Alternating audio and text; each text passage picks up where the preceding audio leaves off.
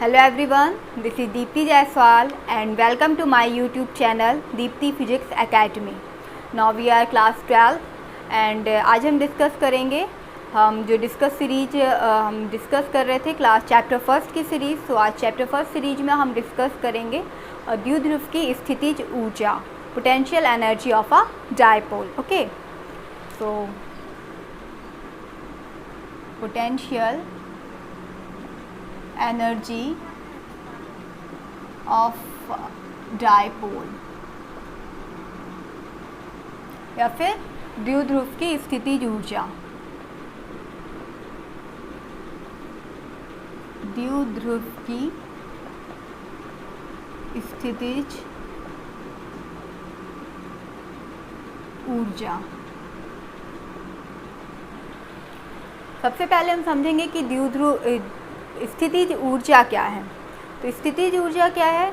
किसी विद्युत क्षेत्र में कोई द्विध्रुव जिस भी स्थिति में रखा हुआ है, तो उस स्थिति में उसके ऊपर जो कार्य किया जाता है उसे उसकी स्थितिज ऊर्जा कहते हैं। किस कंडीशन में कार्य किया जाता है? जैसे किसी विद्युत क्षेत्र में किसी स्थिति में रखे हुए द्विध्रुव में को जब उसकी मानक स्थिति से उस स्थिति तक लाने में जो कार्य किया जाता है उसे कहा जाता है उसकी स्थितिज ऊर्जा। अभी मानक स्थिति क्या है? विद्युत क्षेत्र की दिशा के लंबवत स्थिति में रखे वाली स्थिति से जब हम किसी अलग स्थिति में लाते हैं तो उसे हम द्विध्रुव की स्थितिज ऊर्जा कहते हैं। जैसे कि ये है विद्युत क्षेत्र ई, कोई द्विध्रुव किस तरह से रखा हुआ है? इसकी मानक स्थिति में। मानक स्थिति मीन्स विद्युत क्षेत्र की लंबवत स्थिति में। तो ये इसकी मानक स्थिति में रखा हुआ है। और हमने क्या बताया, क्या होती है परिभाषा? किसी विद्युत क्षेत्र में रखे द्विध्रुव की वह स्थिति जिसमें उस स्थिति में किया जाने वाला कार्य जो कि उसे मानक स्थिति से उस स्थिति तक लाने में करना पड़ता है, वह उसकी स्थितिज ऊर्जा कहलाती। अब हमने थोड़ी देर बाद इस द्विध्रुव को इसकी मानक स्थिति से हटा के इस तरह से रख दिया, विद्युत द्विध्रुव के साथ विद्युत क्षेत्र के साथ थीटा कोण बनाते हुए। तो क्या है यहाँ पे? इस मानक स्थिति से इस स्थिति तक लाने में किया जाने वाला कार्य को स्थितिज ऊर्जा कहा जाता है। या फिर ये कह सकते हैं कि किसी द्विध्रुव की अनंत से विद्युत क्षेत्र के उस स्थिति तक लाने में जो कार्य किया जाता है उसे द्विध्रुव की स्थितिज ऊर्जा कहते हैं। दोनों ही परिभाषाएं सही हैं। तो सबसे पहले द्विध्रुव की स्थितिज ऊर्जा।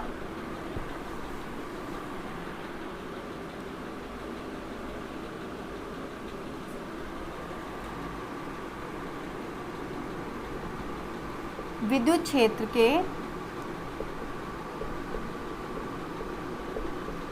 क्षेत्र में रखे किसी द्विध्रुव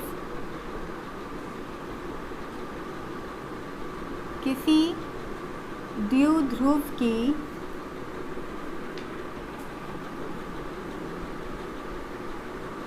किसी स्थिति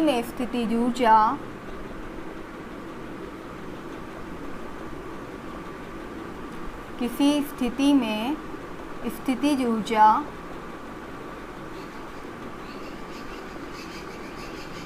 उस किए गए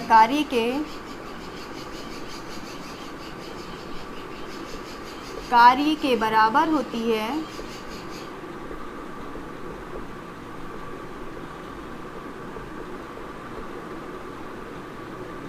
जो उसे मानक स्थिति से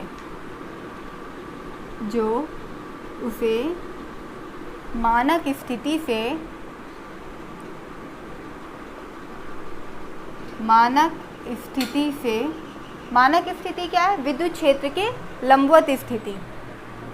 विद्युत क्षेत्र के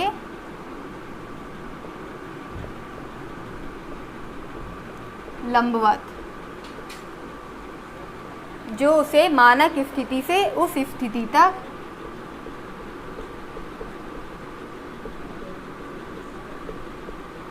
लाने में करना पड़ता है।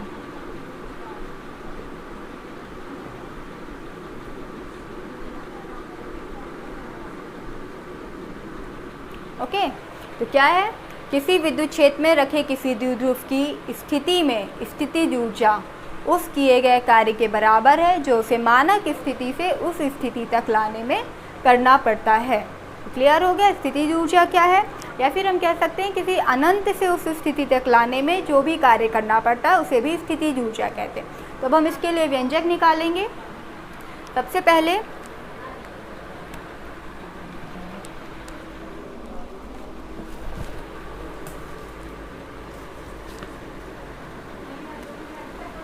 यदि द्विध्रुव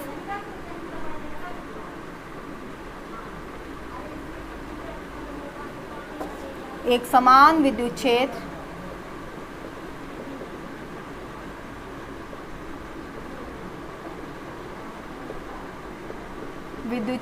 E में थीटा कोण बनाते हुए रखा है, विद्युत क्षेत्र E से थीटा कोण बनाते हुए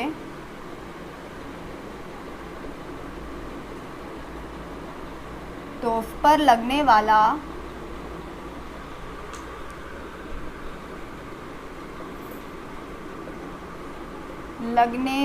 बल आघूर्ण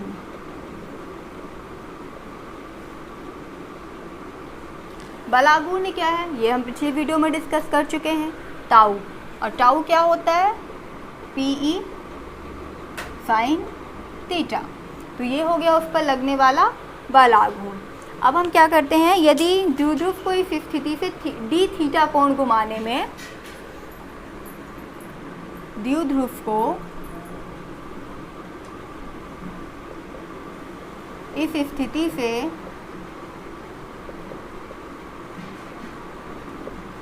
d थीटा कोण घुमाने में किया गया कार्य,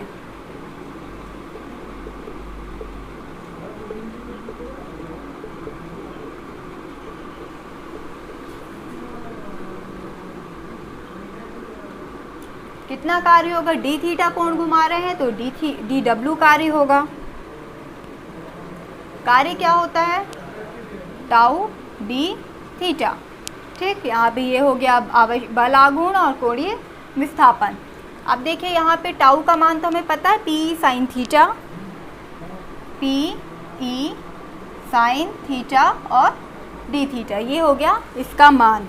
अब ये है, अब हमने क्या पढ़ा है, स्थितिज ऊर्जा क्या होती है, उसकी मानक स्थिति से मतलब 90 डिग्री की स्थिति से थीटा कोण की स्थिति तक घुमाने में जो भी कार्य करना पड़ता है। तो इसे हम लिखेंगे यहाँ पे। अब यदि अतः द्विध्रुव को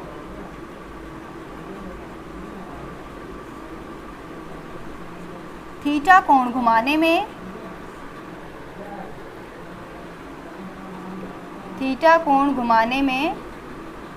किया गया कार्य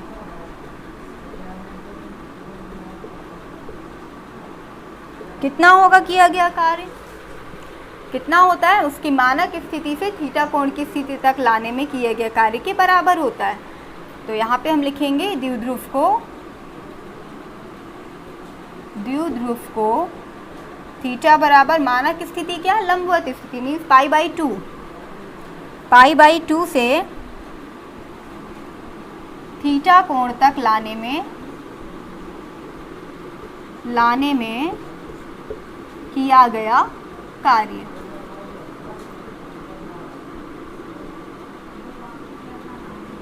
ठीक, अब देखिए यहाँ पे क्या है,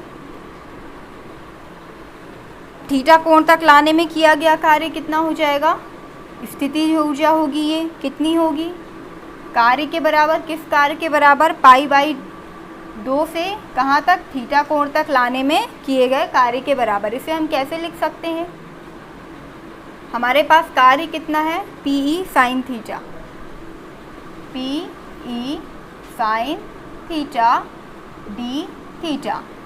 इसको हम कैसे ला रहे हैं, कितना कार्य हो रहा है, π/2 से थीटा। तो यहाँ पे हम लिखेंगे π/2 लोअर लिमिट और यहाँ पे हो जाएगी अपर लिमिट थीटा। अब देखिए इसका हम समाकलन करेंगे तो क्या होगा, सबसे पहले PE तो कांस्टेंट है, इसको हम बाहर लिख देंगे, PE साइन थीटा का समाकलन करेंगे तो साइन थीटा का समाकलन होता है माइनस कॉस थीटा, यहाँ हो जाएगा माइनस कॉस थीटा। यहाँ लिमिट्स है, लिमिट्स हो जाएंगी π/2 और अपर लिमिट है थीटा। इसके बाद PE, सबसे पहले थीटा की जगह हम अपर लिमिट लिखते हैं, फिर माइनस थीटा की जगह लोअर लिमिट। तो यहाँ आएगा माइनस कॉस थीटा की जगह क्या लिखेंगे, अपर लिमिट, फिर आएगा माइनस और फिर क्या लिखेंगे, थीटा की जगह π/2। अब क्या हो जाएगा यहाँ पे, ये cos π/2 cos 90 का मान कितना होता है, 0। तो यहाँ पे ये पूरा पद 0 हो जाएगा, तो यहाँ बचेगा माइनस कॉस थीटा। अब क्या आ जाएगा आंसर, स्थितिज ऊर्जा U बराबर माइनस PE कॉस थीटा। तो ये आ गई स्थितिज ऊर्जा। ठीक है, अब इसमें भी 2-3 कंडीशंस हो सकती हैं। जब थीटा का मान 90 डिग्री हो, जब थीटा का मान 0 डिग्री हो और जब थीटा का मान 180 डिग्री हो।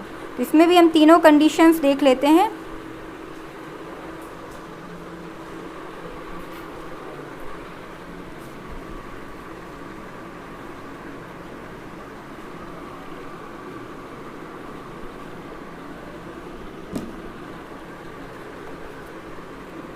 यदि द्विध्रुव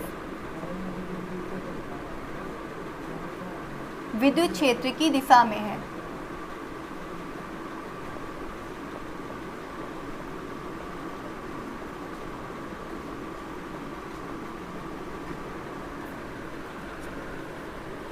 जब विद्युत क्षेत्र की दिशा में होगा द्विध्रुव तो कोण कितना होगा, थीटा बराबर 0 डिग्री।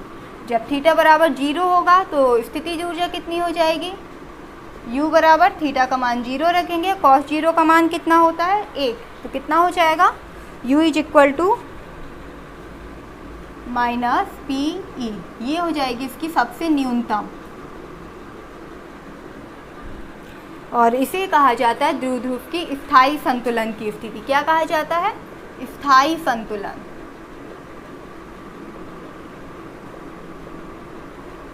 दूसरा केस है, यदि द्विध्रुव विद्युत क्षेत्र की दिशा के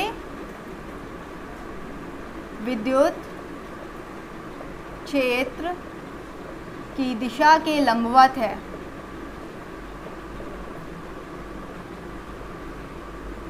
लंबवत है तो क्या होगा, थीटा कितना होगा 90 डिग्री, थीटा बराबर 90 डिग्री। और जब थीटा 90 डिग्री होगा तो स्थितिज ऊर्जा क्या होगी, U बराबर माइनस PE cos 90। cos 90 का मान कितना होता है 0, तो ये पूरा टर्म क्या हो जाएगा 0। तो यहाँ पे कितना आएगा, U इज इक्वल टू 0। तो इसे कहा जाता है द्विध्रुव की मानक स्थिति, मानक स्थिति। तीसरी कंडीशन होती है, यदि द्विध्रुव विद्युत क्षेत्र की दिशा के विपरीत रखा हुआ है, विद्युत क्षेत्र की दिशा के विपरीत,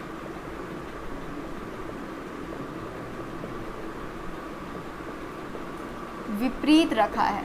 तो जब विपरीत रखा है तो थीटा क्या हो जाएगा उसमें 180 degree, theta is equal to 180 degree. और इस कंडीशन में स्थितिज ऊर्जा क्या आएगी, U बराबर माइनस PE cos 180, और cos 180 का मान क्या होता है -1, तो माइनस और माइनस हो जाएंगे प्लस PE। तो इसे कहा जाता है द्विध्रुव की अस्थायी संतुलन की स्थिति। क्या कहते हैं, अस्थायी संतुलन।